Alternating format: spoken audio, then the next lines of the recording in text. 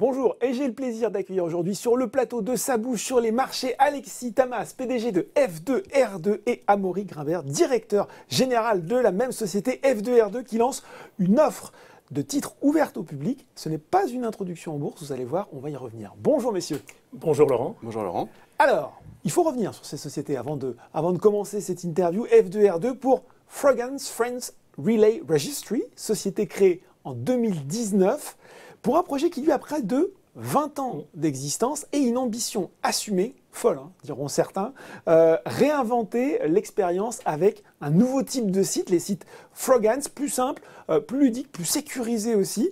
Alors là, Alexis, Amaury, les investisseurs qui doivent nous regarder les yeux un petit peu écarquillés en se disant mais qu'est-ce qu'on est en train de nous vendre là? Vous allez déployer des trésors de pédagogie. Je me tourne vers Amaury pour nous expliquer en quoi consiste votre métier. Alors Laurent, en fait, c'est pas si compliqué que cela. Bon. Je vous rassure tout de suite, et je rassure aussi tous les investisseurs potentiels dans F2R2. Il faut peut-être avoir en premier lieu une idée en tête, c'est que l'Internet ne se résume pas au site web. Et si je développe un petit peu, aujourd'hui sur Internet, on a comme seul moyen standard pour publier des contenus et des services les sites web. Mais le réseau Internet en lui-même, c'est un réseau de transport de données qui permet de transporter les données partout dans le monde, sur lequel il y a des systèmes qui se sont mis dessus au fur et à mesure et qui coexistent sur le réseau Internet. Donc dans ce contexte, l'innovation étant ouverte sur le réseau Internet, nous avons bâti Frogance, créé Frogance, un nouveau moyen standard pour publier des contenus et des services, sous la forme de site Frogance, un nouveau type de contenu sur le réseau à venir. Bon, il va falloir nous montrer à quoi ça ressemble, ces sites. Alors cette nouveauté, voyons-la, nous avons une petite démonstration à vous montrer. Si sur l'écran on peut voir les sites Frogance, on se rend compte que les objets que vous voyez sur l'écran sont radicalement différents de ce que l'on voit d'habitude sur l'Internet avec le web. Donc c'est ça, Amaury, les sites Frogance, ce sont les espèces de petits d'autocollants numériques, on pourrait dire, de widgets. Oui, alors widgets, on va voir, c'est bien plus que des widgets, puisque les sites Frogance, ce sont des fenêtres qui effectivement flottent sur l'écran, qui ont, on le voit, qui peuvent avoir n'importe quelle forme, dans lesquelles on peut naviguer, qui par ailleurs sont libérées donc de cette forme rectangulaire dans laquelle depuis 30 ans nous sommes habitués à évoluer en fait, à travers un navigateur web. En l'occurrence, les sites Frogance sont affichés grâce à un logiciel de navigation qui s'appelle Frogance Player. Et les sites, en termes d'usage, peuvent avoir tout type d'usage. Et l'invention de cette technologie a permis de penser aussi bien aux petits éditeurs de contenu dans le monde particulier, mais aussi aux très grandes marques ou aux pays qui sont amenés de toute façon à publier, exister sur le réseau Internet. Bon, est-ce qu'on voit en plus, il y a une petite fenêtre là dans l'écran qui c'est l'expérience mobile, c'est ça? C'est pour montrer que sur tous les supports, on a à peu près le même type d'univers. L'une des caractéristiques, parmi celles que vous voyez, donc de cette créativité qui quelque part n'a pas de limite en fait, que celle peut-être l'imagination de la personne qui va dessiner et concevoir le site Frogance. Eh bien, nous avons souhaité vous montrer également dans la fenêtre en bas à gauche de l'écran une représentation donc des mêmes sites Frogance sur un écran de smartphone.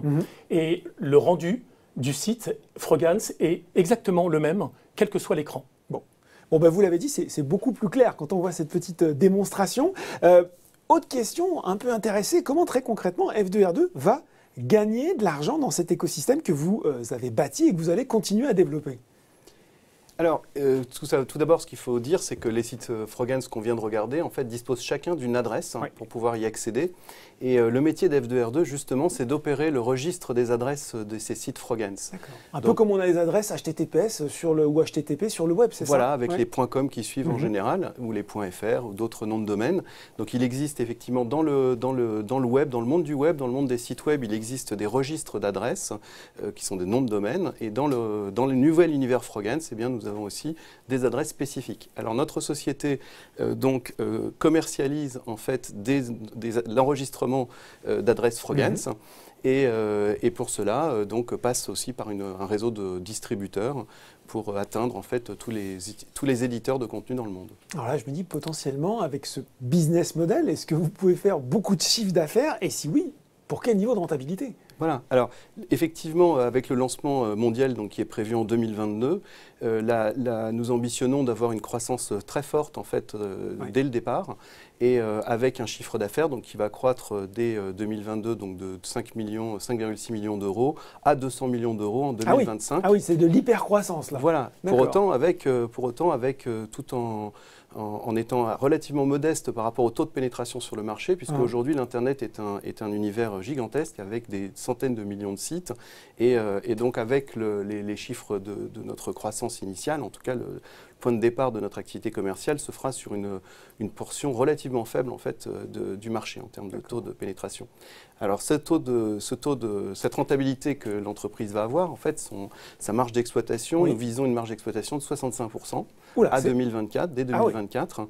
Et effectivement, elle se base en fait sur nos équivalents. Nous avons donc un équivalent. Parce que j'allais vous dire, 65% en 2024, c'est possible d'avoir un tel niveau de rentabilité? Voilà, alors c'est tout à fait possible. Et pour s'en convaincre, bien, il faut regarder notre équivalent dans le monde du web.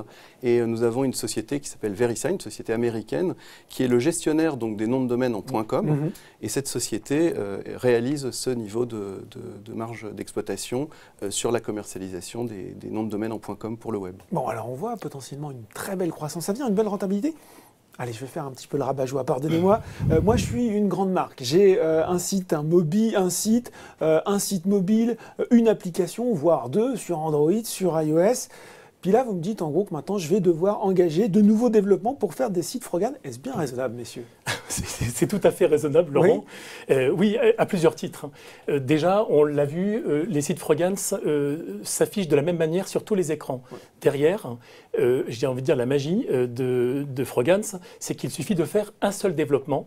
Et donc le coût de productivité pour les personnes qui conçoivent les éditeurs de contenu, les marques, ou n'importe quel éditeur de site Froggen qui est amené à créer un site Froggen, il ne fait qu'un seul développement. Il le valide sur l'écran d'ordinateur ou sur un écran, sur une tablette ou sur un smartphone. Et cet éditeur est certain que le Froggen s'affichera rigoureusement de la même manière sur tous les écrans. Donc l'autre chose, c'est que la technologie des sites Froggen, c'est basée sur des standards ouverts et donc l'accès est gratuit, l'accès de la technologie. Donc en fait, ce n'est pas une technologie fermée qu'il faut apprendre ou être certifié pour pouvoir réaliser des sites Froggen. Donc il y a derrière cette idée un accès à tous pour pouvoir publier des sites. Et puis, j'ai envie de dire que ça, c'était le ratio peut-être coût de développement, bénéfice utilisateur qui est assez avantageux pour pouvoir mettre en œuvre ce nouveau standard de communication sur Internet, puisque au final, c'est bien raisonnable de pouvoir toujours innover sur le réseau Internet et d'aller chercher un contact renouvelé avec ses utilisateurs. Et Froggen, c'est un nouveau moyen, médium, pour toucher ses audiences, pour fidéliser les gens, avoir ce contact permanent sur l'écran avec ses utilisateurs. Et puis, peut-être un mot, j'ajouterais simplement, sur l'idée que tout au long du développement de la technologie Froggen, dont vous avez rappelé que c'est un projet qui avait un certain nombre d'années de recherche et développement derrière lui, on en a profité aussi pour se rendre compte que les utilisateurs sur Internet avaient évolué dans leurs demandes, sur les questions de sécurité, les questions de respect de la vie privée, les questions de respect du climat, des données personnelles, absolument. Et donc, nous avons, par conception, travaillé sur une technologie qui prend en compte, dès le départ, dès la construction, ces problématiques, toujours pour mettre l'utilisateur final au centre du jeu et qu'il reste maître de ses données, du niveau de sécurité sur lequel il est amené à naviguer dans Froggen. Et donc ces caractéristiques-là, nous semblent être très importantes. Gros enjeu de l'époque, on peut absolument, le dire. Et donc d'avenir. Bon, on a bien compris maintenant le métier, l'ambition, les perspectives de F2R2, venons-en à cette opération. Vous voulez lever 7,5 millions d'euros. Et en fait, donc l'offre, elle porte sur la souscription, je vais essayer de le dire très simplement, de 1 à 6 000 actions nouvelles, moyennant un prix unitaire de souscription égal à 1 250 euros, avec un montant d'investissement plafonné à 7 500 euros, soit 6 actions. Donc si j'ai bien compris, de 1 à 6 actions. Ce seront des titres non cotés, pour être là aussi très clair. Vous me voyez venir finalement, pourquoi ces règles et pourquoi ce type d'opération plutôt qu'une introduction en bourse? Alors, effectivement, pour revenir un peu sur le projet lui-même, notre projet est une vocation très ouverte et donc faire impliquer le public dans notre développement et dans notre lancement est une très bonne chose. Et ça a toujours été un peu notre volonté de pouvoir faire en sorte que cette technologie soit partout et permettre aussi à des gens de développer des activités en dehors de F2R2, je dirais. Mais c'est le retour à l'Internet libre, dès débuts. Exactement. Exactement. Mais alors, en allant au bout de la logique, il faudrait que F2R2 aussi permette à des gens de le rejoindre et qu'on puisse partager ensemble aussi au sein d'F2R2 le résultat. Alors, à ce stade, si une introduction en bourse est effectivement discutée, envisagée pour 2022, aujourd'hui, il s'agit d'une augmentation de capital. Cette augmentation de capital, donc, elle porte sur 7,5 millions d'euros, comme on l'a dit, 6 000 actions, 28% du capital. Et on est très content, avec Amaury et nos actionnaires d'aujourd'hui, de pouvoir justement accueillir au capital ces nouveaux investisseurs qui vont pouvoir, avec nous, partager cette croissance et cette aventure à partir de l'année prochaine. Sur Internet. Bon, mais quand même, là, je vais rentrer vraiment dans le concret, Alexis. Je suis investisseur, je suis convaincu. Est-ce que je peux mettre ces actions dans mon PEA? Comment je peux tout simplement souscrire avec mon courtier habituel? Comment ça marche très concrètement? Alors, c'est extrêmement simple. En effet, donc, vous pouvez souscrire avec un PEA ou un PEA PME, passer par votre banque habituelle pour le faire.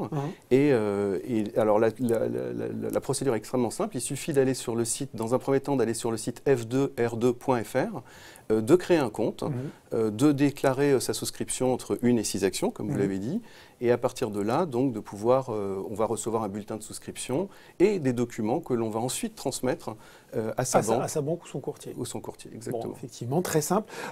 Concrètement, comment F2R2 va accélérer ses développements avec ce montant? Et puis une question qui me tient à cœur, quand est-ce que je peux espérer voir les premiers sites Froghan sur mon desktop, mon mobile, ma télé? Alors, réponse, le financement aujourd'hui recherché permet de lancer Froghan en 2022. D'accord. Et notamment aussi de couvrir l'année 2022 entièrement, ce qui permet d'accompagner les premiers pas sur le marché du lancement commercial de F2R2. Il y a deux grands thèmes concernant les dépenses que nous allons, les investissements que nous allons faire pour ce lancement et accompagner ce lancement. Du côté de la société F2R2, il y a toute l'infrastructure pour faire fonctionner les systèmes des adresses dont Alexis a parlé au niveau mondial, et notamment anticiper une montée en charge qui peut être très rapide, puisqu'on est d'emblée sur des systèmes qui sont accessibles depuis la Chine, depuis les États-Unis, depuis l'Europe, donc ça peut aller très vite. Et puis l'autre partie du montant levé va servir au développement, à la promotion de la technologie Froghan en tant que telle auprès de communautés sur Internet, pour l'adoption de ce nouveau standard d'expression. Absolument. Sous la forme d'un standard ouvert. Donc ça ne nécessite pas des millions et des millions de marketing. C'est important.